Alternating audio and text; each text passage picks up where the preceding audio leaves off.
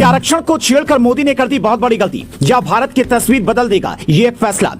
99% लोग नहीं समझ पाए मोदी की नारी शक्ति बिल के पीछे की सोच। योगी आदित्यनाथ क्यों है नाराज?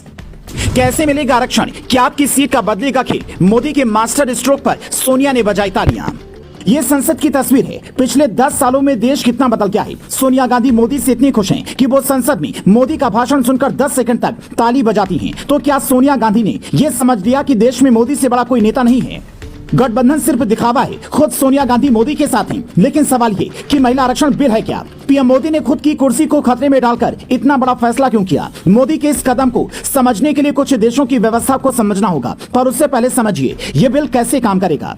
अमेरिका में महिला सांसदों की संख्या 2% से बढ़कर 28% हो चुकी है। ब्रिटेन में 3% से बढ़कर 33% हो चुकी है। भारत में 1952 की पहली लोकसभा में 5% से 17वीं लोकसभा तक महज 14% ही है, जबकि विधानसभा में ये संख्या मात्र 10% पर रुक जाती है। तो क्या ये सिर्फ संख्या बढ़ाने की सोच है या फिर कोई पॉलिटिकल मास्टर स्ट्रोक है? राजनीति में आरक्षण को जिसने भी छिला उसकी कुर्सी नहीं बची। यहाँ तक कि वीपी सिंह ने आरक्षण लागू किया था, लेकिन सत्ता नहीं बचा पाए थे। यूपी के वर्तमान मुख्यमंत्री योगी आदित्यनाथ भी सांसद के रूप में महिला आरक्षण पर अपने ही सरकार के खिलाफ बागी हो गए थे। तो क्या मोदी महिलाओं को आरक्षण देकर सत्ता बचा पाएंगे? एक सवाल ये भी है, यह आरक्षण काम कैसे करेगा? इसको समझिए।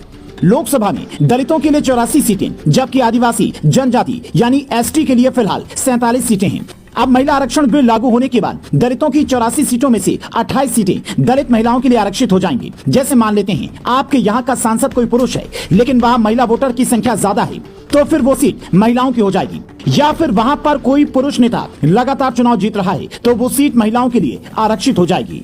91 करोड़ कुल वोटर में 44 करोड़ महिला वोटर हैं, पर नेता 100 पर 10 महिला नेता हैं। महिलाओं ने साल 2019 में बीजेपी को 36% वोट किया था, जबकि कांग्रेस को सिर्फ 20% महिलाओं ने वोट किया था। यही कारण है कि मोदी सरकार महिलाओं के लिए खास काम करती है। गुजरात में बीजेपी को 62% महिलाओं ने वोट किया, जबकि योगी को 49% महिलाओं ने विधानसभा में वोट किया था। यानी अब एक द्रौपदी मुर्मू या पटेलों की नेता एक अनुप्रिया पटेल नहीं होंगी, बल्कि कई महिलाएं होंगी जो पिछड़ों और अति पिछड़ों की बात संसद में करती नजर आएंगी। देश में कुछ नेता जातिगत आरक्षण की मांग कर रहे थे। ऐसे में मोदी का ये स्ट्रोक फिलहाल सब पर भारी पड़ गया है। जो लोग पीएम मोदी को जानते हैं वो कहते हैं मोदी महिलाओं में काम करने की क्षमता ज्यादा मानते हैं। पिछले कार्यकाल में सुषमा स्वराज को विदेश मंत्री बनाया, उन्होंने साबित किया। इस कार्यकाल में वित्त मंत्री निर्मला सीतारमण को बनाया, साबित किया। स्मृति ईरानी, मेनका गांधी जैसी 11 महिला मंत्रियों के काम से खुश हैं। तो क्या देश की बागडोर आने वाले वक्त में महिलाओं के हाथ में आने वाली है? यहाँ तक कि G20 में कई देश के नेताओं के स्वागत के लिए मोदी ने महिला मंत्रियों को ही भेजा था। लोकसभा की 543 प्लस राज्यसभा की 245 सीटें, यानी कुल 783 होती हैं। इसमें से 33% होता है 258। मतलब 2029 तक देश में कुल महिला सांसदों की संख्या 320 या 330 से ज्यादा होगी। 258 आरक्षित प्लस वो सीट जहां महिला नेताओं का डंका पहले से बसा है।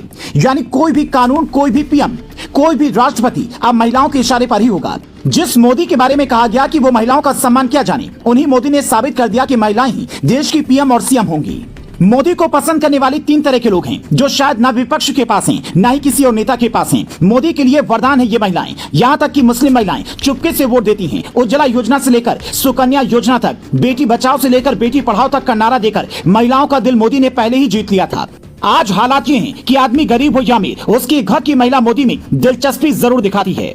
यही कारण है कि इस दौर में मोदी को चुनाव हराने की कल्पना ही गलत है। इस बिल के बाद तो मोदी का क्रेज महिलाओं में अब इंदिरा गांधी से भी ज्यादा हो जाएगा। Bureau report, global Bharat TV.